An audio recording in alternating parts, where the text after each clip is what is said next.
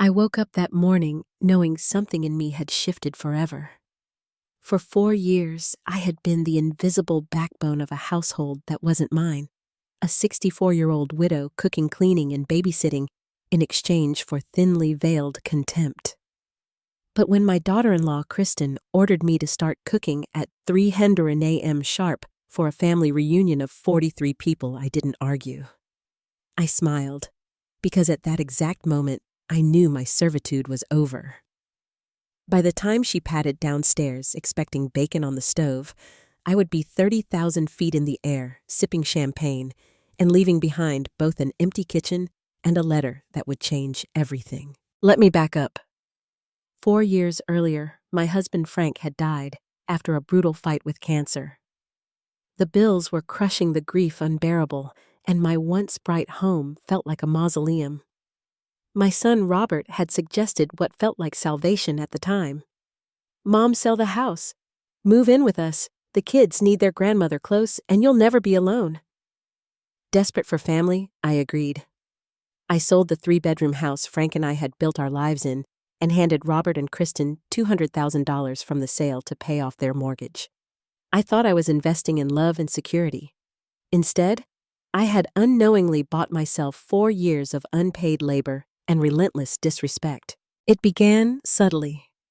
Could I pick the kids up from school since I wasn't working? Could I cook dinner since I was already home? Could I help with laundry, with errands, with endless small favors? Before I realized it, I was the household maid in exchange for a guest room. They redecorated without my permission. Kristen in particular treated me like a nuisance rather than family. She criticized my clothes as too bright for someone your age, tossed out photos of Frank she called clutter, and introduced me to friends not as her mother-in-law, but as Robert's mother who helps around the house. And always there was the constant reminder that I lived rent-free, that I owed them for electricity, for food, for existing. The breaking point came on a Friday evening before the reunion. Kristen cornered me in the kitchen, her manicure glinting under the light, her phone in hand. "Margaret, start cooking at 3:10 a.m., she ordered. "No excuses this time. People actually matter at this one." Her words sliced through me. After 4 years of pouring my time, money, and heart into their household, I was being spoken to like a servant who had failed. I felt no anger anymore. What replaced it was crystal clarity. I would not stand there another second being diminished. So I smiled and said, "Of course, Kristen. I'll start at 300 a.m. sharp." That night, while the house slept, I packed a small suitcase. Not too much enough for a week, but not enough to raise suspicion. I opened my phone, scrolled through flights, and landed on a perfect escape, a 600 a.m. departure to Honolulu. I booked it without hesitation. Then I sat down at the kitchen counter and spent hours writing a letter. Not cruel, but precise. I listed everything I had given them: the mortgage payment, the groceries, the utilities, the vacations I had funded. The total came to $187,000. At the end, I wrote, "I consider this debt forgiven in exchange for 4 years of disrespect, ingratitude, and emotional abuse. We're even now. Don't bother calling. P.S. There's bologna in the fridge. You remember how to make sandwiches, right?" At 2:30 a.m., I tiptoed downstairs with my suitcase, placed the letter squarely in the center of the counter, and called a taxi. By 6:00 a.m., I was in the air, sipping champagne, the sunrise breaking through the clouds. I imagined Kristen stumbling into the kitchen expecting the smell of pancakes, and instead finding silence and my farewell note. 43 guests would soon be arriving to chaos, and for the first time in years, it wouldn't be my problem. When I landed in Hawaii, I felt as if I'd been reborn. The Grand Wailea Resort greeted me with swaying palms and ocean views. The staff called me Mrs. Sullivan with respect instead of condescension. I checked into my oceanfront suite, changed into the sundress Kristen once mocked, and sat on the balcony with a Mai Tai watching waves crash against the shore. My phone buzzed, nonstop missed calls, frantic texts. Robert pleading, Kristen furious. My granddaughter Lucy, bless her, asking gently if I was safe. To her, I wrote, "Only, I'm fine, sweetheart. Just taking a little vacation. Love you." Then I turned the phone off again. For 2 full days, I luxuriated in Freedom Spa treatments, room service, sleeping late without guilt. When I turned the phone back on, I had dozens of messages. Robert's voice was frantic on voicemail. "Mom, where are you? Kristen's crying. Everyone is asking about you." Kristen's text seethed. "Margaret, this is not funny. You humiliated me." But the one that tugged at my heart came from my grandson, Tyler. "Grandma, are you okay? I don't blame you." Uncle Mike said the reunion was a disaster. We ended up eating pizza. Reading that, I laughed for the first time in years, imagining Kristen's horror at serving greasy boxes of takeout to 43 disappointed relatives. The next morning, Robert finally reached me. His tone was sharp, wounded. "Mom, you've put us through hell. Where the hell are you?" Calmly, I told him. Exactly where I said I'd be impossible to reach. He protested that Kristen had been crying for days that I had ruined the reunion.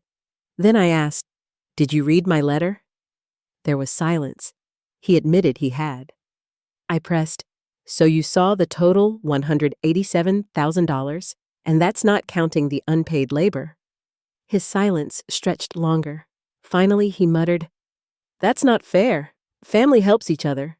"Yes," I said, "but family also respects each other. And respect has been missing here for a very long time." As I spoke, something shifted in me. I was no longer pleading for recognition. I was reclaiming my dignity. Robert sputtered like the child caught lying. "You're blowing this out of proportion. Kristen's under a lot of stress and maybe she says things the wrong way, but you know she didn't mean it. You can't just disappear like this." I sat on the balcony, the ocean stretching endlessly before me, the trade winds warm against my skin. For the first time in years, I wasn't trapped in a kitchen or a laundry room. I was free, and I wasn't about to let his excuses drag me back. "Robert," I said evenly, "you don't get to decide how much disrespect is too much. I lived it every single day. I sold my home to help you. I poured my savings, my time, my energy into your household. And in return, your wife treated me like an inconvenience, and you let it happen." He bristled. "That's not fair. I work long hours." "And I worked even longer ones," I cut in, my voice firm now. "Without pay, without thanks, without 1 ounce of respect. You both took me for granted, and you expected me to keep smiling while you stripped away every shred of dignity I had left. Well, I'm done." There was a long pause, only the crackle of the phone line.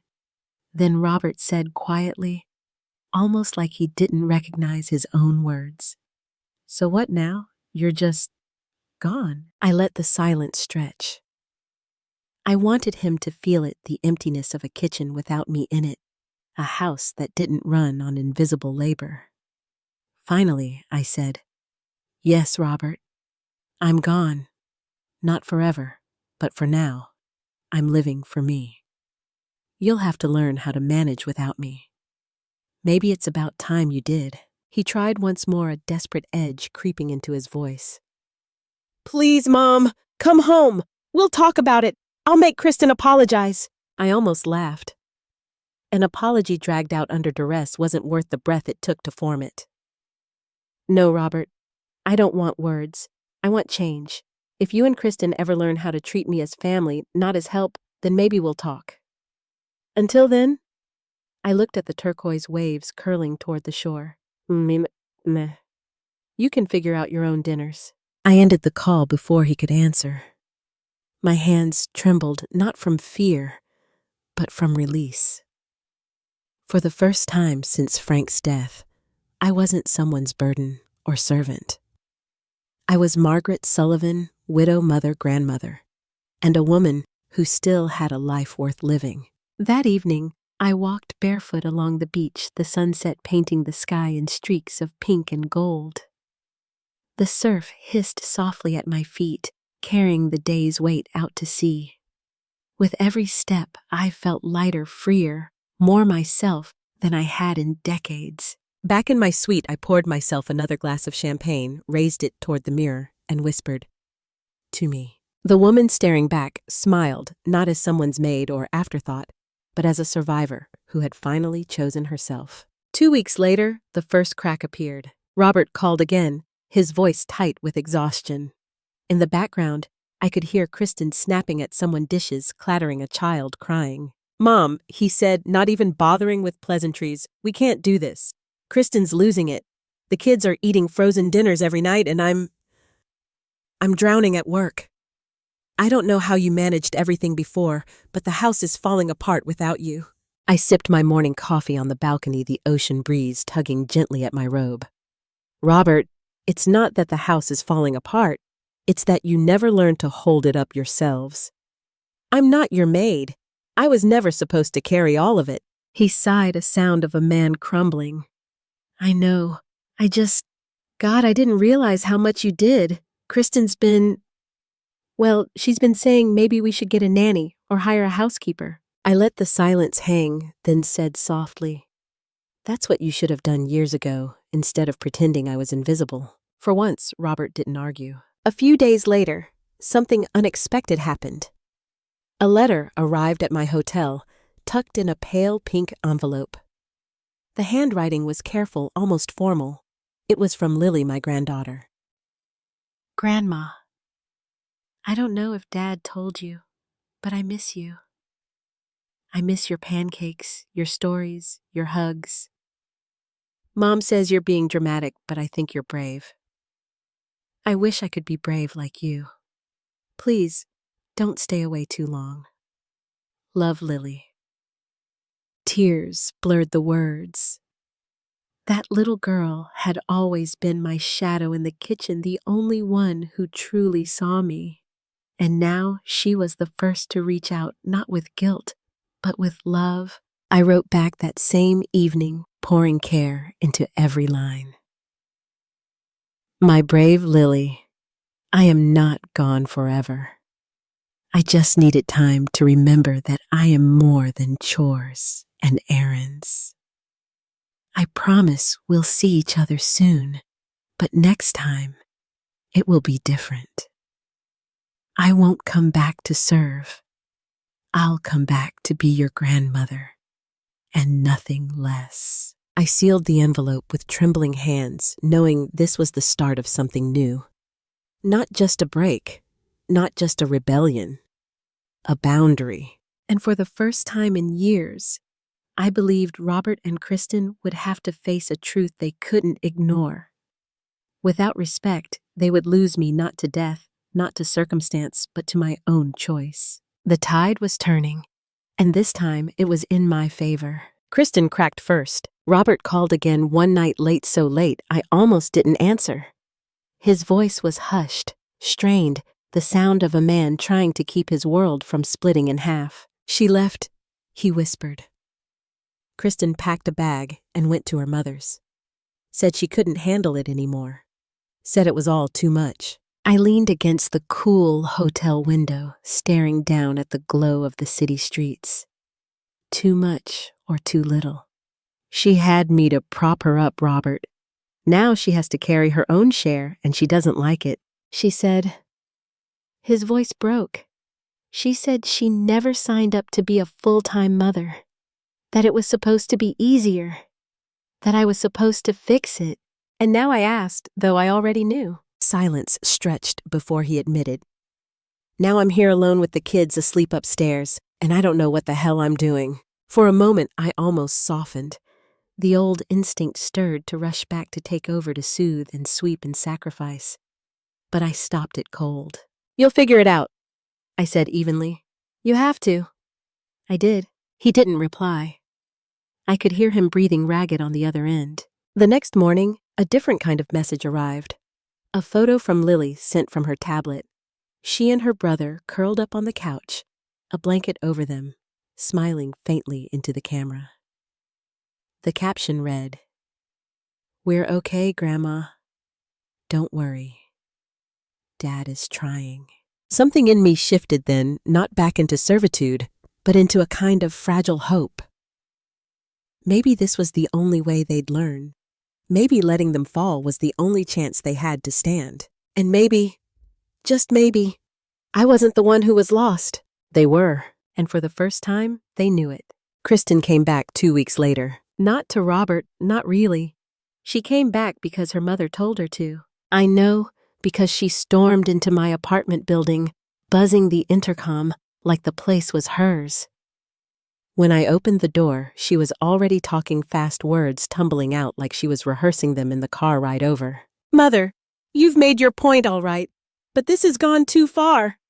Robert is drowning, the kids are confused, and you're sitting here acting like you've washed your hands of us. You're the reason this family held together for so long, and now you're the reason it's falling apart. I let her rant. I even let her into my kitchen where she stood in her expensive heels and silk blouse, looking wildly out of place against the chipped linoleum and the second-hand curtains I'd picked out just because I liked them. Finally, when she paused for breath, I poured her a glass of water and set it on the counter between us. Drink, I said. She blinked, then scowled. Don't treat me like a child. Then stop acting like one, I replied, calm but firm. You're 36 years old, Kristen. You're a mother. And for the first time in your life, you're being asked to stand on your own feet instead of on mine. It's uncomfortable. It's frightening, but it's what being an adult is. Her eyes filled, though she tried to blink the tears away before they spilled. I can't do it like you did, she whispered. No, I said softly. And you shouldn't. You have to do it your way, but you have to do it. Because I won't do it for you anymore. The silence that followed was sharp heavy. Then she crumpled into the chair at my table, shoulders shaking. For the first time since she was a little girl, Kristen let herself be small. Not spoiled, not demanding, just scared. And for the first time in decades, I didn't pick up the pieces for her. I just sat across the table, letting her cry, letting her finally feel the weight of her own life. It was the hardest kindness I'd ever given her. Kristen stayed at my apartment for 3 days. Not because I asked her to, God knows I didn't. She stayed because she had nowhere else to go, not really. Robert didn't want her at the house after their last fight, and she wasn't ready to face the children without some kind of plan. So she sat at my small kitchen table scrolling through her phone, calling friends who didn't answer, lawyers who told her things she didn't want to hear. And me, I went about my business. I cooked my meals, watered my plants, read the paper. I didn't rescue her. Not this time. On the second night, she broke. She followed me onto the balcony while I smoked my one guilty cigarette of the day. Mother, she said, her voice thin. What if I can't survive without him? I turned my head slowly, studying her. My daughter, my fierce, stubborn, spoiled daughter, looked like a child lost at a carnival, clutching at shadows. You can, I said, but you won't believe it until you do. Her lip trembled. What if the children hate me? They won't, I replied. They might blame you. They might test you, but they won't hate you. Children hate lies, not the truth. She pressed her hand to her mouth, trying not to sob. And for the first time, I reached out not to save her, but to steady her. A hand on her shoulder, a reminder that she wasn't alone, even if she had to stand on her own feet. That was the turning point. The next morning, Kristen called her children herself. She told them the truth, not the glamorous version, not the victim's version, but the real thing, that she and their father were at odds, and she had some hard decisions to make. It wasn't graceful. It wasn't clean, but it was hers. And as I stood in the doorway, watching her pacing my tiny kitchen voice, shaking but steadying with every word, I realized something. Maybe the greatest gift I could give my daughter wasn't protection. Maybe it was the chance to fight her own battles and know she could win them. Kristen left on a Thursday. She packed a duffel bag with the clothes she'd brought, slid on a pair of sunglasses far too large for her pale, tired face, and kissed my cheek in a way that almost made me forget how much pain she'd caused me in the past. I'll call you, she said. You'd better, I replied. And then she was gone, down the hall, into the elevator, swallowed by the city. For the first time in years, my apartment was quiet. Not the sharp silence of anger or grief, but a clean one. The kind that lets you hear your own breath, your own heartbeat, the ticking of the clock you'd long stopped noticing. I made myself tea, sat in my favorite chair, looked around at the books, the plants, the little framed photographs I'd chosen for myself and no one else. No. And I thought, this is my life. Mine.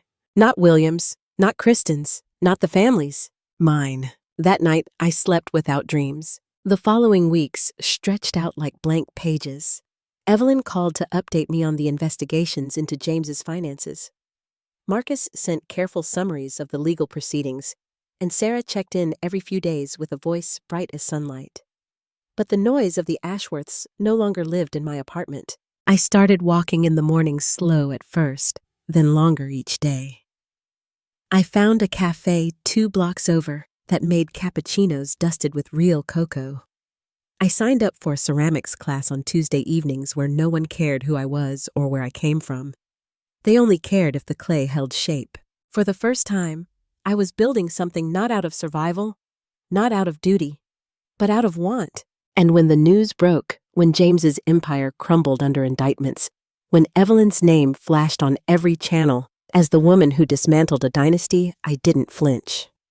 I poured myself another cup of tea, turned off the television, and went back to smoothing the rim of a small bowl I was making. It wasn't that I didn't care. It was that I cared differently. The truth was out. Justice was working its slow, grinding way forward. The family name was collapsing under the weight of its own lies. But me, I was finally free enough to live. Kristen's arc unraveled slowly like thread slipping loose from a frayed hem. At first, she called every other day sharp, guilty little check-ins that sounded more like confessions than conversations. "Mom, I didn't mean to. I just couldn't. Mom, the kids are fine. Robert's, he's trying. Mom! I don't know if I can come back. I don't know if I even want to." I listened, but I didn't rescue. I gave her no soft landings, no quick solutions. Just silence when she wanted answers, and short truths when she demanded comfort. You'll have to decide what kind of mother you want to be, Kristen. No one can do it for you. By the 3rd week, her voice had changed. The edge of desperation dulled into something quieter, something closer to grief. "Mom, I walked past a playground today. The kids were laughing, chasing each other, and I thought of Lily, of Ben. I thought of how I used to want that with them before everything got so hard. I don't know when I stopped trying. Her words cracked something in me, but I held my ground. Then maybe it's time to start again. Not for me, not for Robert, for them." Silence. Then a whisper. "Do you think it's too late?" I closed my eyes, picturing Lily's hopeful face, the photo she'd sent with her brother huddled beside her on the couch. The resilience children carry like hidden armor. "No," I said softly. "It's not too late, but you don't get forever." The call ended, and for the first time, I didn't feel the familiar ache of being her savior. I felt something else, like I'd finally set down a weight I'd carried for too long. Kristen's story wasn't finished, but it wasn't mine to write anymore. And maybe that was the greatest freedom of all. Weeks blurred into months, and Margaret found herself waking each morning without the old heaviness. The house was still quiet, but no longer lonely. She filled the silence with purpose. She joined a community book club at the library, her laugh surprising even herself when she disagreed with a woman half her age about the ending of a mystery novel. She began volunteering at the children's wing of the hospital, reading aloud in her calm, steady voice that seemed to make restless patients breathe easier. And she wrote letters, long handwritten pages addressed to no one and everyone. Letters to her younger self, to the mother she'd once been, to the daughters and grandchildren, still figuring out their own way. Some she mailed. Most she sealed in a box with a ribbon saving them for a time when someone might need the words more than she did. Kristen called less, but when she did, the panic was gone. Once she said I signed Lily up for piano lessons. She's terrible, but she's happy. Another time Robert and I are talking. Just talking. It's strange, but maybe that's enough for now. And Margaret let those moments pass without judgment, without pressure. One afternoon, Sarah came by, arms full of flowers from her garden. She found her mother at the kitchen table, pen in hand, sunlight spilling across the page. "You're different," Sarah said, settling into a chair. Margaret smiled faintly. "Maybe I'm finally myself." For the first time in decades, she didn't feel defined by what was broken. She felt defined by what remained and what she was still building. The future wasn't about repair anymore. It was about legacy. Spring unfurled gently, and Margaret felt her life settle into a rhythm she hadn't known since girlhood, steady, unhurried hers. The grandchildren visited more often now. Lily, all energy and unfiltered chatter, filled the living room with clumsy piano songs and questions Margaret sometimes couldn't answer fast enough. Ben preferred to sit close, quiet, content to tinker with puzzles or watch her hands move across a page as she wrote. One Sunday afternoon, as sunlight pooled golden across the kitchen floor, Margaret gathered them at the table. "I want to show you something," she said, setting down a wooden box tied with a faded ribbon. Inside were the letters she had been writing for months, her legacy of ink and paper. "These aren't for today," she told them. "They're for someday, for when you have questions or when you feel lost. I won't always be here to answer, but my words will be." Lily tilted her head, solemn in a way that startled Margaret. "Like a map." Margaret smiled, her throat tightening. "Yes, exactly. A map. One written with love." Ben reached for her hand, small fingers curling into hers.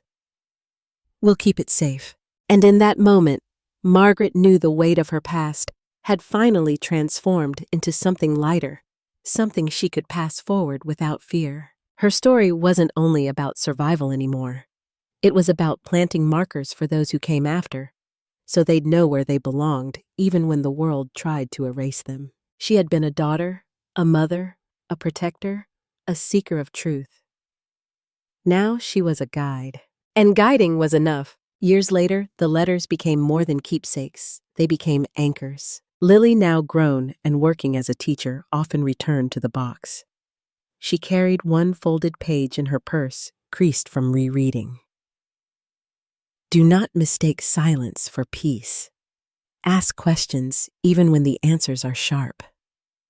On days when the classroom felt too heavy, she touched that paper and felt her grandmother's steady hand guiding hers. Ben, quieter but fiercely determined, became a social worker.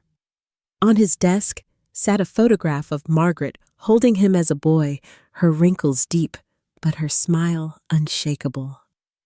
When cases threatened to break him, he would whisper the words she'd once spoken in the kitchen. "You are not lost. You are part of something bigger." On the anniversary of her passing, Sarah gathered her children at Margaret's favorite park bench.